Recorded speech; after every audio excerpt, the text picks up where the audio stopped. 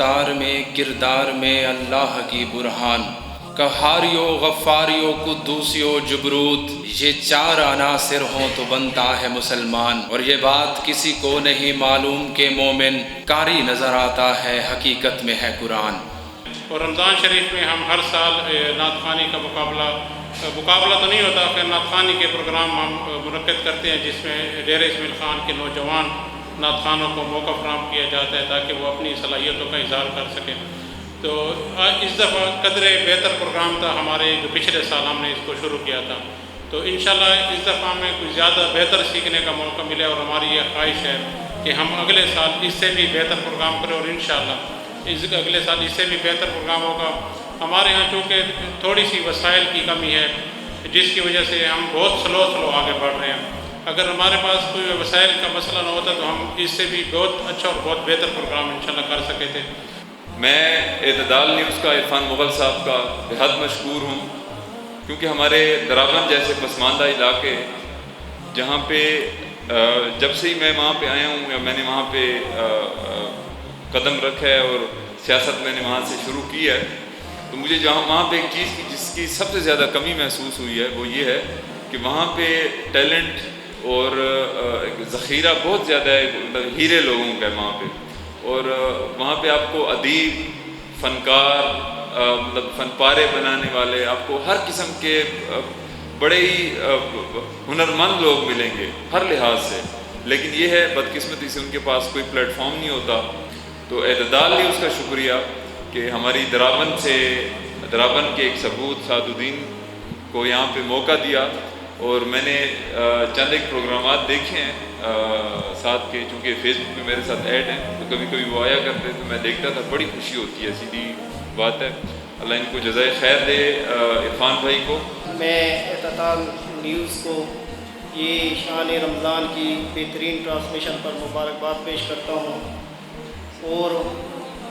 یہ امید کرتا ہوں کہ میڈیا کے ذریعے جو یہ پیغام جا رہا ہے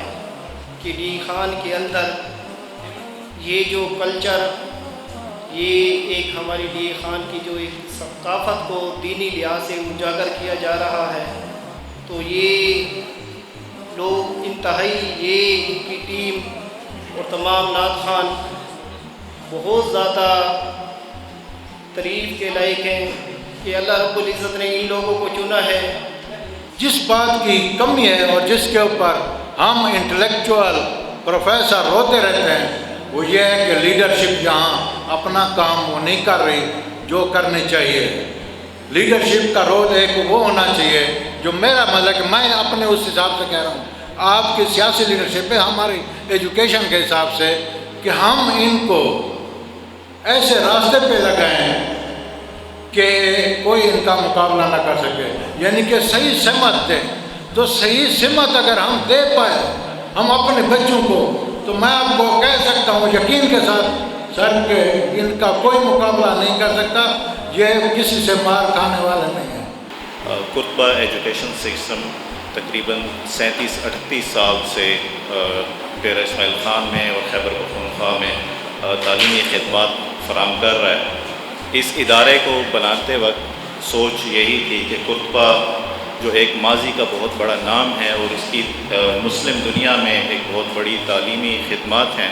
ان کو دوبارہ سے زندہ کیا جائے۔ تو الحمدللہ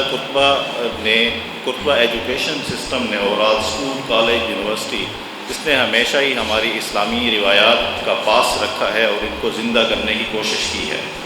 اس وقت قرطبہ یونیورسٹی جو ہے وہ 2001 سے ڈیرہ اسماعیل خان میں اپنی سروسز پرووائڈ کر رہی ہے۔ مہمانان گرامی ہمارے پروگرام میں تشریف لائے ہیں، میں سب سے پہلے تو انہی کا بہت مشکور ہوں، جو اسی کے بعد جو بھی مہمان ہمارے رمضان ٹرانسمیشن میں تشریف لاتے رہے اور پروگرام کی رونق میں اضافہ کرتے رہے، اور ان کے آنے سے بلا شبہ ہمارے جو در و بام ہیں وہ بھی روشن ہوتے گئے۔ تو وہ جو نعت خواں پروگرام میں تشریف لائے اور جو تشریف نہیں لا سکے، ان سب کا بھی بہت شکریہ۔ جو سب سے اہم رول تھا، جو سب سے اہم ہمارا مقصد تھا، وہ یہی تھا کہ جو ڈیرہ اسماعیل خان کی نعت خواں برادری ہے انہیں ایک ایسا پلیٹ فارم دیا جائے تاکہ وہ اپنا پازیٹیو امیج جو ہے وہ پوری دنیا کے سامنے پیش کریں۔ اور میں یہ چھوٹی سی بات کرنے کی جسارت کرتا ہوں کہ جو ہمارا پروگرام ہے چاہے جو بھی ہو، وہ شان رمضان ہو یا اس سے پہلے کا ایک ملاقات ساتھ کے ساتھ ہو، جس طرح عرفان مغل صاحب نے مجھے سپورٹ کیا، نہ صرف پلیٹ فارم مہیا کیا، نہ صرف باتیں کرنا سکھایا، بلکہ مجھے زندگی جینے کا ڈھنگ جو ہے وہ میں نے انہی میں سے آ کر سیکھا ہے، انہی کے ادارے یعنی اعتدال نیوز جو کہ اب میری پہچان ہے، میں نے یہاں کر آ کر سیکھا ہے۔ دنیا جس کے صدقے میں بنی وہ میرا نبی، وہ میرا